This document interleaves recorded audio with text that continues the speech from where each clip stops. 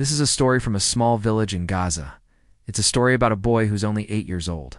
But his eyes tell a tale of someone much older. His name is Yusuf, and his biggest dream is to fly a kite. Before the war, the skies above this little village were alive with laughter and the sound of children playing. And leading the pack was always Yusuf, carefree and full of life. Yusuf loved two things more than anything in the world. One was his family. His father would carry him around on his shoulders, spinning him until he was dizzy. His mother would braid his hair, and his baby sister would giggle and try to grab his nose. And the second thing that Yusuf loved was his bright red kite. It was a masterpiece made from colorful scraps of cloth and held together with bits of string and tape. But to Yusuf, it was perfect. Every day after school, he would meet his dad in the field outside the village. And together, they would run through the tall grass, letting the kite dance in the wind. As the kite soared higher and higher, so did their laughter. Yusuf looked up at his father with wide, innocent eyes and asked, "Dad, how can something be so light yet fly so high?" His dad smiled down at him and said, "Because it has a dream inside of it, Yusuf. A dream that keeps it going." And Yusuf believed that. He believed that the kite was full of dreams. Those dreams were the most beautiful things in the world. But one morning, the skies above Gaza were filled with something other than laughter. There was a loud explosion that shook the ground beneath Yusuf's feet. And when the dust settled, everything had changed. Yusuf's house was gone, reduced to rubble and twisted metal. His father was gone, his mother was crying, and his little sister was scared and alone. And the red kite, the kite that Yusuf loved more than anything in the world, it was torn and covered in dust.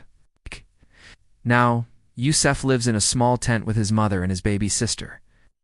Food is hard to come by. Water is scarce. And every night they huddled together for warmth and listened to the distant sounds of bombs falling from the sky. Sometimes Yusuf sees a shooting star and believes it's his father waving to him from far away. Other times he thinks it's the red kite, trying to tell him that everything will be okay. So he holds on to that thought and mends the kite a little every evening. He uses bits of string and tape to patch the holes and keep its shape. And even though it's faded and torn, it still reminds him of better times.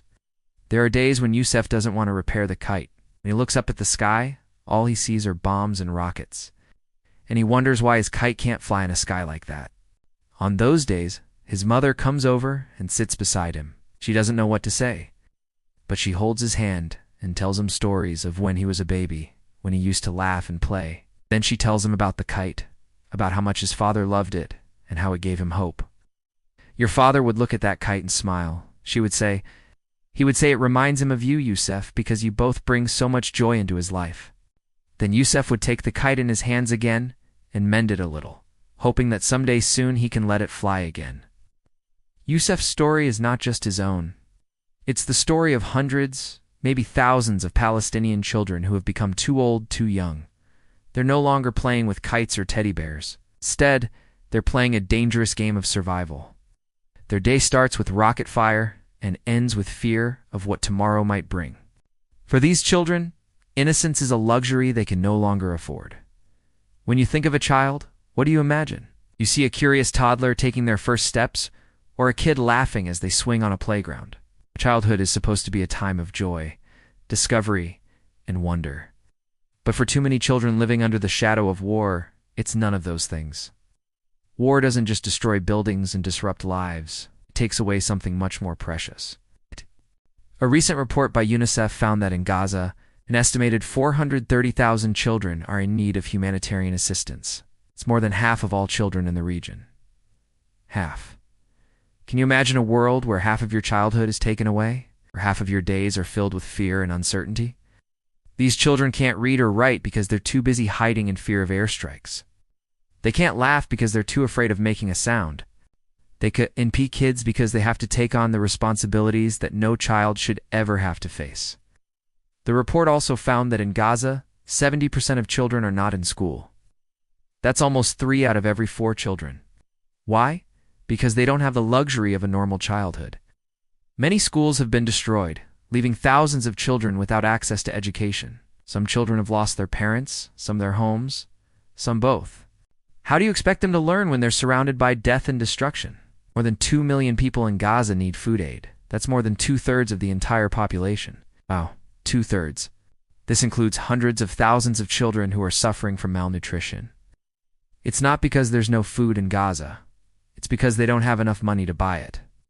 If you were a kid in Gaza, would you be thinking about school or your next meal? Probably the next meal. And that's exactly what these children are doing. One child from Gaza wrote a heartbreaking poem that I want to share with you. It goes like this.